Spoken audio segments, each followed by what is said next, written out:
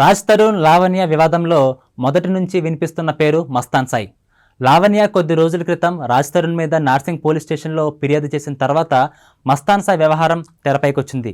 ఒకే ఒక్కడు, ఎన్నో కేసులు, మరెన్నో అరాచకాలు. డ్రగ్స్ నుంచి అమ్మాయిలపై వేధింపుల వరకు మస్తాన్ సాయి మీద కొన్ని కేసులున్నాయి. ఇటీవల కాలంలో వరుస కేసులతో సంచలనంగా మారిన మస్తాన్ సాయి చిట్టా తెలుసుకుంటే షాక్ అవ్వాల్సిందే. తెలంగాణ, ఢిల్లీ, గోవా రాష్ట్రాల్లో డ్రగ్స్ వ్యవహారం రాష్ట్రాలు దాటి గుంటూరు వరకు చేరింది. ఇంతకీ మస్తాన్ సాయి కహానీ ఏంటి? ఆయన చేసిన అరాచకాలేంటి?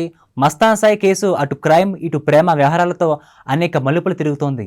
రాజ్ తరుణ్ లావణ్య లవ్ స్టోరీ కేసుని కీన్గా అబ్జర్వ్ చేసిన పోలీసులు ఇందులో డ్రగ్స్ అనేదే ప్రధాన కోణమని అంచనా వేసినట్లు సమాచారం. అదే కోణంలో డిగ్ చేస్తూ వెళ్తే మస్తాన్ సాయి లీలలు ఒక్కొక్కటిగా వెలుగులోకి వచ్చాయి. రాజ్ తరుణ్ లావణ్య వివాదంలో మస్తాన్ సాయి పేరు ప్రముఖంగా వినిపించింది.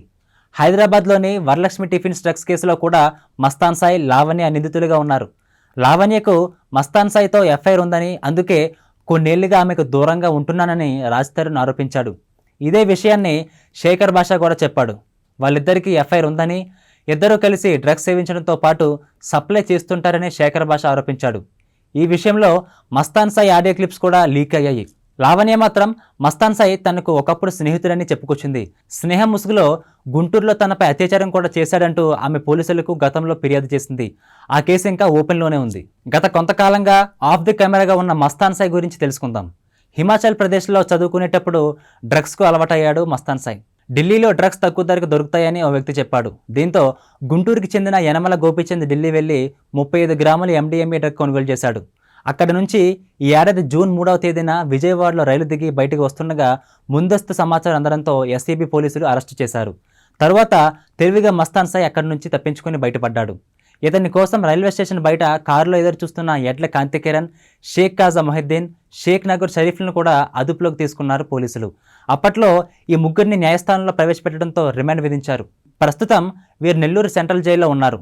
నిందితుల్లో కాజా మొహిద్దీన్, నాగూర్ షరీఫ్లు గుంటూరులోని ప్రముఖ బిర్యానీ హోటల్లో నిర్వాహకులు. వీరిని ఎస్సీబీ పోలీసులు విచారించగా వీరి స్నేహితుడైన రావి మస్తాన్ సాయి ఇచ్చిన అడ్రస్ ఆధారంగా గోపీచంద్ ఢిల్లీ వెళ్లి తెచ్చినట్లు చెప్పాడు. దీంతో విజయవాడ వెస్ట్ ఎస్సీబీ పోలీసులు ఏఫ్ఐగా సాయి పేరును చేర్చారు. సాయి మస్తాన్ రావు కోసం ఎస్సీబీ పోలీసులు వెతుకుతున్నారని తెలిసి వారికి కంటపడకుండా గుంటూరుకి మకం మార్చాడు. ఎట్టకేలకు గుంటూరు జీటీ రోడ్డులోని మస్తాన్ దర్గా వద్ద ఉన్నాడని తెలుసుకుని Vijayawada west SCB inspector Srinivasareddy తన టీంతో వెళ్లి అరెస్ట్ చేశారు. విజయవాడలోని ROMM కోర్టులో న్యాయాధికారి ఎదుట హాజరుపరిచారు. నిందితుడికి 14 రోజుల రిమాండ్ విధిస్తూ న్యాయాధికారి ఆదేశాలు జారీ చేశారు.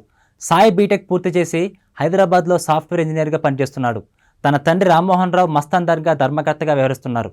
ఏటా జరిగే ఉరుసు వేడుకలకు రాజకీయ పార్టీల నాయకులతో పాటు పోలీసు అధికారులను సాయి తండ్రి ఆహ్వానించేవారు. ఇదిలా ఉంటే సాయి ఇంజనీరింగ్ చదివే సమయంలోనే డ్రగ్స్కు అలవాటు పడినట్లు సమాచారం. అప్పటి నుంచే డ్రగ్స్ సప్లై చేసేవారితో సంబంధాలు పెట్టుకున్నట్లు తెలుస్తోంది. ఈ నేపథ్యంలో గుంటూరు, హైదరాబాద్ మధ్య తిరుగుతూ సినీ పరిశ్రమకు చెందిన వారితో పరిచయాలు పెంచుకున్నాడు. మస్తాన్ సాయిని ఎస్సీబీ అధికారులు సుదీర్ఘంగా విచారించారు. డ్రగ్స్ సరఫరాదారులతో ఉన్న సంబంధాలు, తిరిగి ఎవరెవరికి అందించేవాడు అన్న విషయాలను రాబట్టినట్లు తెలుస్తోంది. వివరాలు మాత్రం సెబ్ పోలీసులు బయటికి చెప్పడం లేదు. యువతలను ఈవిటీజింగ్ చేసిన సంఘటనపై గుంటూరు పట్టాభిపురం స్టేషన్లో మరో కేసు నమోదైంది.